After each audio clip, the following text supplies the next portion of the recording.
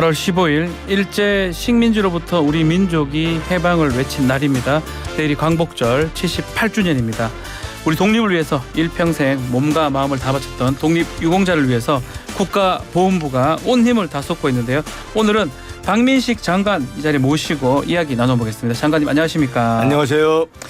자, 국가보훈부 장관 취임하신 지 2달 이제 됐습니다. 어떻게 잘 보내고 계신 거죠? 뭐 보훈부 이제 승격한 지가 2달인데 실제 이제 국가보훈처장 임명된 걸 포함하면은 1년 훨씬 지났네요. 예.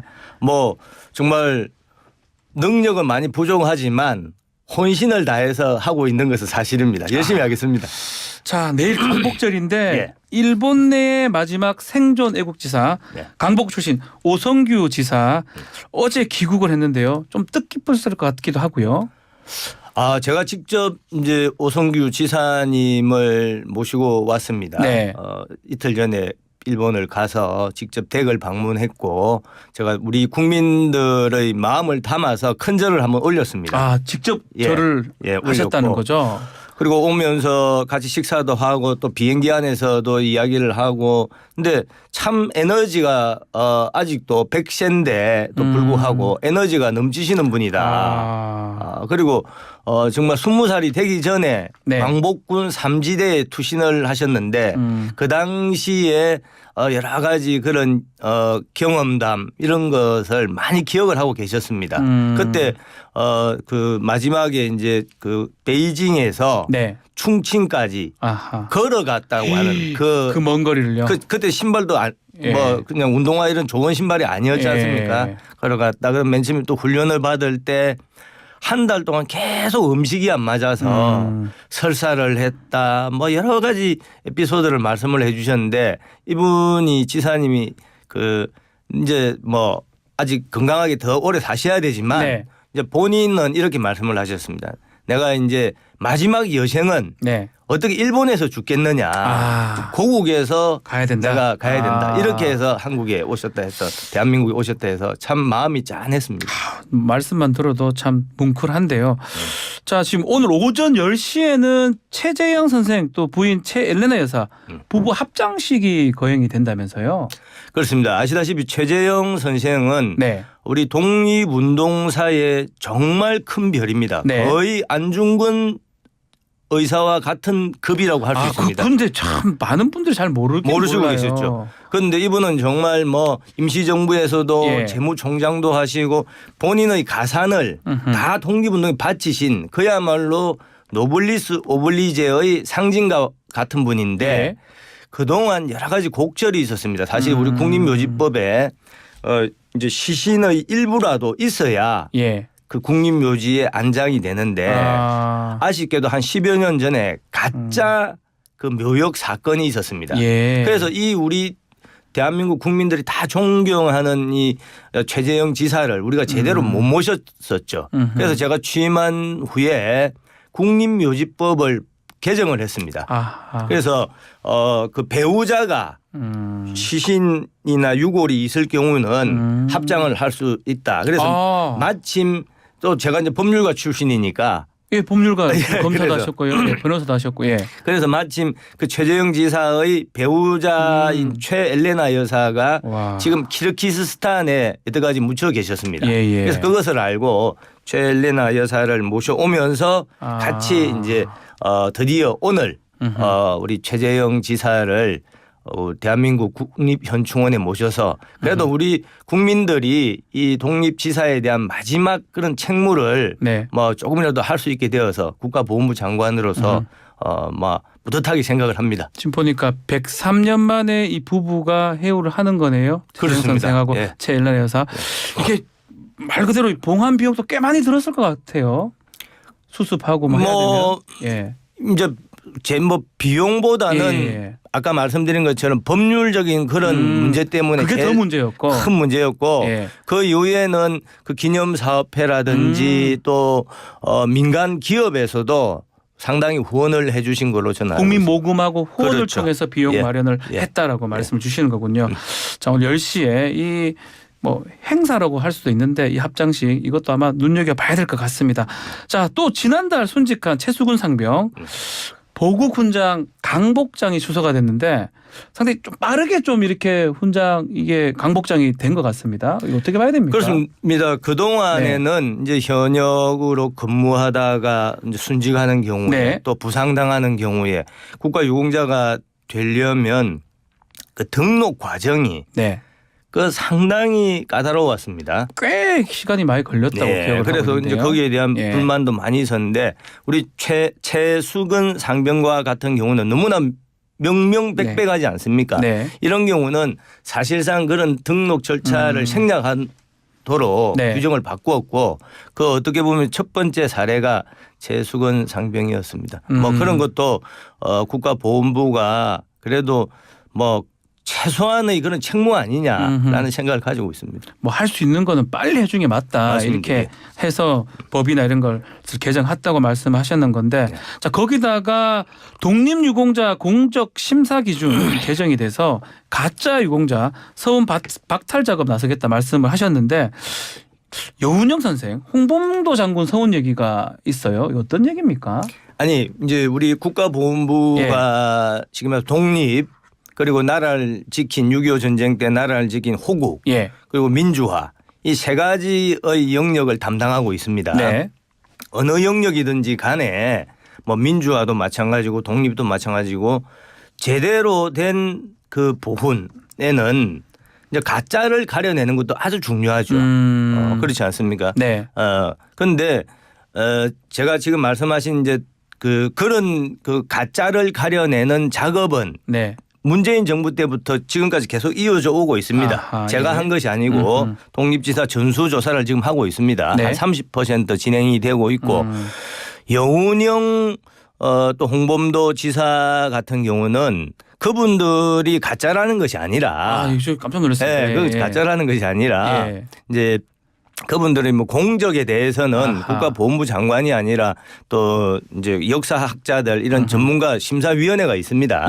그런데 홍범도 여운영의 경우에는 뭐가 좀 독특하냐 하면은 두 번 우리 독립지사가 뭐 한 2만 명 되지 않습니까? 유일하게 딱 두 분이 두 번 훈장을 받은 분입니다. 훈장을 두 번 받았다는 겁니까? 그래서 상훈법 4조에 의하면 훈장은 이중서운이 금지가 되어 있습니다. 이중서운이 금지되어 있는데 이게 이제 훈장을 쉽게 말씀드리면은 대한민국장부터 애족장까지 뭐 아주 이제 쉽게 이야기를 하면 대한민국장은 별 5개입니다. 레벨이 다른 거죠. 레벨이 그다음에 이제 저 애족장은 별이 1개인데 정도. 이미 그 여운영 선생의 경우는 그 노무현 대통령 당시에 원래 별 4개를 맨 처음에 줬습니다. 그게 대통령장입니다. 별 4개를 주고 3년 만에 다시 별 5개를 또 줬습니다. 그러니까 그것도 이제 노무현 대통령 마치는 며칠 안 남기고 그러니까 어떻게 보면 우스갯소리로 여운영 선생은 별이 9개입니다. 4개 더하기 5개 돼가지고 하면 2개 지금. 근데 안중근 의사나 우리 윤봉길 지사나 뭐 김구 선생도 별 5개 하나거든요. 그래서 아무리 뭐 훌륭한 분이라도 상훈법 4조 이중서운은 금지가 되어 있는데 왜 여운영 지사는 3년 만에 2개의 서운을 받았냐. 그래서 사실 그 부분에 대해서 그 당시에 정치권에서 특히 청와대에서 강력한 요청이 있었다고 알고 있고 두 번째 홍범도 선생의 경우도 홍범도 장군. 홍범도 장군도 1962년에 한 벌써 한 70년 60년 전에 이제 아까 말씀드린 그 대통령장 별 4개짜리를 받았습니다.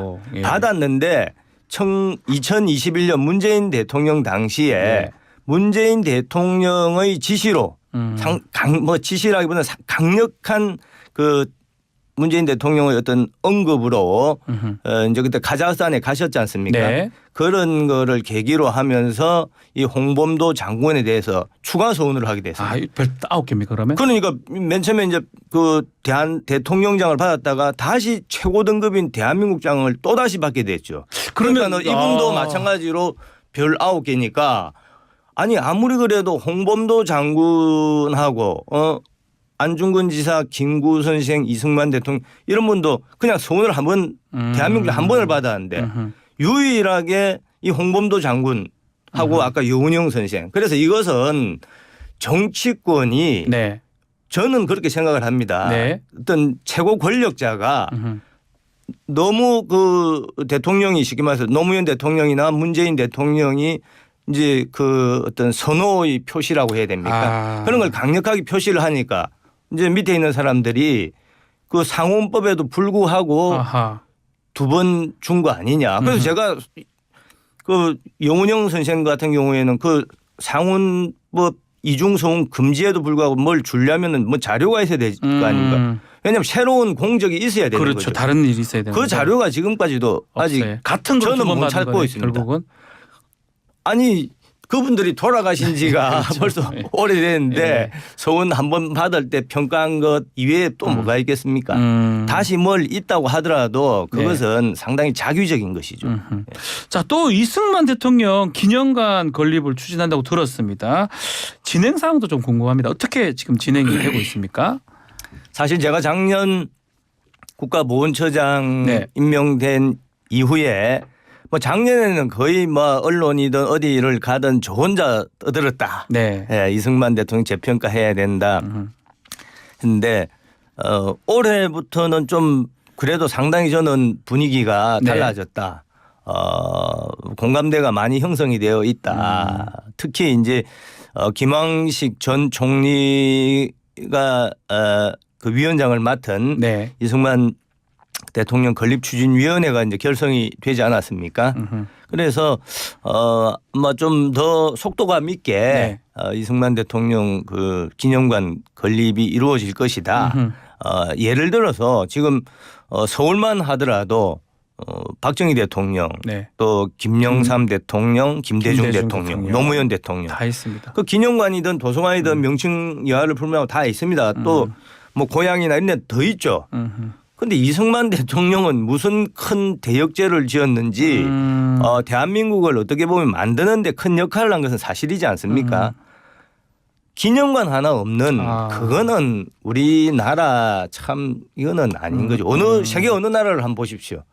그 나라를 그 파운딩 파더라고 하지 않습니까? 초대 네이션 빌딩 만든 초대 사람. 대통령이든 건국 대통령 건국. 간에 그거 없는 나라는 없습니다. 그분들도 다 공과가 있는 것이죠. 네. 그분들이 다 예수님이나 뭐 부처님 같은 분들이 아닙니다. 다 흠이 있는 분임에도 불구하고 동상이든 기념관이 뭐 여러 군데 있죠. 보통 어떤 나라든지. 근데 우리나라 거의 유일해요. 그래서 이런 부분은 이제 한 70년 네. 지금 지났는데 어떤 역사적인 그런 정체성, 대한민국 정체성이라는 측면에서 저는 이승만 기념관은 반드시 조속하게 건립이 되어야 된다. 공과 얘기를 하셨는데 예. 이게 기념관 건립에 대해서 어느 정도 사회적 공감대가 좀 그렇죠. 형성됐다고 보시는 겁니까? 그렇죠. 아직도 뭐 반대하는 분들도 물론 예. 일각에 있지만 거의 많은 분들 최근에 이제 이종찬 우리 독립지사의 그 단체가 광복회장이지 않습니까? 예. 이종찬 광복회장님은 본인이 또 광복 그 독립지사의 후손이기 때문에 유해영 예. 특정 언론에 보면은 광복회장이 그 이승만 기념관을 반대한다 이렇게 네. 많이 났지 않습니까? 근데 전혀 아니거든요. 네. 그래서 본인 그 말씀을 그대로 제가 여기 우리 중요한 라디오 우리 네. YTN 라디오이기 뉴스킹입니다. 때문에 네. 예, 뉴스킹 우리 네. 박지훈 뉴스킹이기 때문에 제가 네. 거짓말 못하지 않습니까? 예. 이종찬 광복회장이 어떻게 평가를 하시냐면은 예.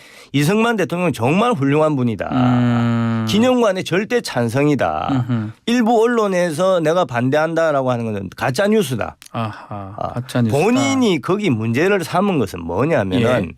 이승만 기념관을 지으려면 제대로 지어야지 마치 김일성 기념관 짓듯이 이거를 우상화하거나 신격화하는 것은 안 된다. 지금 김황식 건립추진위원장을 비롯해서 많은 분들이 이승만 기념관 짓는다고 하는 것은 북한 김일성 기념관 짓자고 하는 것이 아니거든요. 그런 식으로 예. 공과가 있는 겁니다. 그분이 나중에 이제 그 어떤 일공화국의 그런 독재 또 부정선거 이런 데 대해서 정치적 책임이 있는 것이죠. 네. 그렇지만 그분이 누가 보더라도 탁월한 그런 항일 지사였고 또 한미 상호 방위 조약을 만드는 등 지금 70년 대한민국 발전의 초석을 만든 분이에요. 이런 아주 뛰어난 탁월한 그런 정치가가 지금 기념관도 하나 없고 동상도 하나 제대로 없다라고 네. 하는 건 저는 아니라고 봅니다. 그 이종찬 강복 회장하고 좀 이렇게 갈등 있는 부분 중에 알려진 게 지금 이승만 대통령 기념관도 그렇지만 백선엽 장군 뭐 친일 행정 문구 삭제 고개를 절레절레 흔들으셨는데요. 또 건국론 1948년이냐 언제냐 장관님 입장도 한번 궁금합니다. 아니 제 입장보다 우선 잘못 알려진 네. 사실을 우리 뉴스킹에서 좀 바로잡아 주셨으면 네, 바로잡아 좋겠습니다. 주십시오. 워낙 잘 침소봉대하는 네. 언론들이 있기 때문에 그래서 이종찬 회장님이 저한테도 하소연을 하셨어요. 네. 우선 백선엽 장군에 대해서 이분 군인 출신이지 않습니까? 그렇죠. 이분이 뭐라고 말씀하시냐면은 백선엽 장군 정말 대한민국을 구한 영웅이다. 영웅이다 이렇게 말씀을 하시고 더 중요한 거는 이거는 진짜 어떤 언론에도 안 나 있습니다. 이분이 말씀하신 게 자기 군 선배들 그 광복군 선배들이 네. 광복군 선배들이 조사해 본 바에 따르면 백선엽은 친일 반민족 행위자가 결코 아니다. 이렇게 말씀을 하셨어요. 그런데 어디 무슨 근거로 이 이종찬 광복 회장이 백선엽 친일파라고 뭐 주장한다든지 그거는 이분 명예를 훼손하는 겁니다. 제가 뉴스킹에서 이렇게 말할 정도면 책임감을 가지고 하지 않겠습니까? 그렇죠. 장관님이신데요. 네. 그러니까 다시 한번 말씀을 드리면 네. 이종찬 광복 회장은 예. 백선엽 장군 친일 반민족 행위자라고 결코 생각을 하지 않고 아주 존경을 하고 있어요. 네, 두 번째 건국절. 예. 자, 건국절 이 부분에 대해서는 상당히 이제 그 어떤 역사적인 역사 인식의 문제, 철학의 문제 이런 게 있어서 제가 뭐 어떤 가지고 있는 어떤 학문의 깊이로는 좀 가늠하기는 어렵지만 네. 제가 그래서 여러 번 물어봤습니다. 여쭤봤습니다. 지금 보수 진영에서는 우리 대한민국 보수에서는 이제 1948년 건국절이다. 네. 건국이다. 이렇게 주장을 하시는 분들이 많고 네. 또 문재인 대통령 같이 그런 분들 옛날에 이제 하신 분들은 1919년이 건국이다. 이렇게 임시정부 때부터. 임시정부 때 예. 건국이다고 하고 하지 않습니까? 그런데 마치 이종찬 광복 회장이 1919년 그걸 주장하는 것처럼 많은 분들이 오해를 하고 계셔요. 예. 왜냐하면 지금 광복회관에 가면은 전광판에 대한민국의 원년은 1919년이다 이렇게 되어 있기 때문에 맞습니다. 그런데 사실은 이종찬 광복회장님의 정확한 그거는 이분은 둘 다 반대입니다. 이분은 건국이라는 것은 뭐 저도 이제 정확하게 이해를 못했지만 당군 할아버지 때부터 쭉 있어 온 것이다. 예. 그래서 아까 그 멘트 1919년이 대한민국의 원년이다라는 표현하고 건국이다라는 표현하고는 다르다고 생각을 하시더라고요. 그래서 이 자리에서 그 이종찬 광복회장님한테 제가 여러 번 확인한 바에 의하면은 1919년 건국절도 1948년 건국절도 다 반대한다. 이렇게 정리를 하고 싶습니다. 알겠습니다. 자, 중국이 지금 안중근 또 윤동주 생가를 폐쇄를 했습니다. 중국은 뭐 보수한다 이런 얘기를 하긴 했는데 장관님 입장 어떻습니까? 이 생가 폐쇄 임시로 닫은 거라고 하는데 이게 믿을 기가 좀 쉽지 않고요. 제가 이제 예. 그 국무위원이지 않습니까? 네. 그래서 사실 국무위원이기 때문에 어떤 발언에 대해서 상당히 좀 신중하게 해야 예. 되죠. 또 제가 또 과거에 외교부 출신이기 때문에 맞습니다. 외교부의 입장도 있고 하기 때문에 그런데 이번에는 제가 도저히 참을 수가 없었습니다. 어떻게 좀 세게 말씀하시려고요? 제가 페이스북에 예. 뭐 한 일주일 전에 한번 했죠. 예. 그때 많은 언론에서 거의 대부분 언론에서 보도를 했던데 중국이 과거부터 뭐 대국 하지 않습니까? 네. 뭐 과거 500년 전에 봉건 시대에는 어떨지 모르지만은 지금 그런 태도는 우리 대한민국 국민들이 받아들일 수가 없습니다. 네. 왜냐하면은 안중근 지사나 윤동주 우리 지사 같은 경우는 우리 대한민국 국민 5천만 국민 중에서 아무도 싫어하지 않는 그렇죠. 맞습니다. 모든 분들이 100%다 존경하는 우리 어떻게 보면 심장에 존재하는 분들이지 않습니까? 마음에. 네. 그런데 지금 이제 그분 그 안중근 지사의 그 기념관이 아니죠. 전시실이죠. 네. 그게 이제 위숭 감옥 안에 일부가 들어 있습니다. 예. 들어 있는데 아니 그 중국 측에서 이제 뭐 비가 와서 뭐 보수공사한다라고 하는데 우선 보수공사했다라는 무슨 흔적이 아무도 없어요. 여러 기자들이 가봐도 없고. 네.